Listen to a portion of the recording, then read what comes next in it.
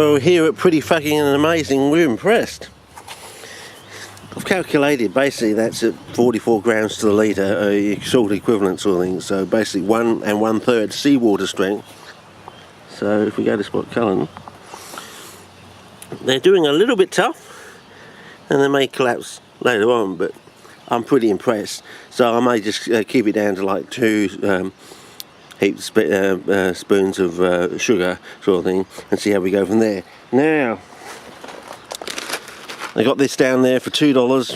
We'll make up quite a lot of popcorn, maybe a.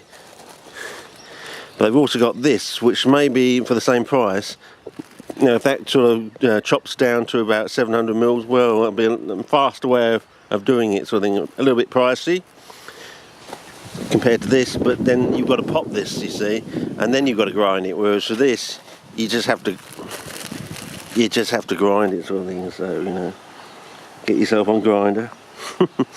And yeah, so I'm thinking of maybe trying to replace the polystyrene with chopped up popcorn sort of thing. So we'll see. You never know.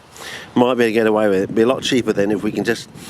Though, you know, we'd be nice if we don't use the sand, but then perlite is expensive, you see, compared to sand. Sand is cheap. We do know it's salty. It may take some time, but then again, if the plants take up the sugar as opposed to the salt, that's the way round of using salty sand. You know, they take up the sugar while the sand is slowly losing its salt, sort of thing, over time, until it gets to that albumin white thing, and then at that stage the plants should really take off and pick up, sort of thing. So it's a cheap way out, I think, as opposed to as I said, the only way I think you can get your hands on, you can either buy a box from the greengrocers for about $1, or you can buy a little boogie board for about $6, and that'll give you like 2 buckets loads of fine polystyrene when you grind it up by hand, unless of course you've got a machine. Okay, well that's about it for this thing. I'll have a go.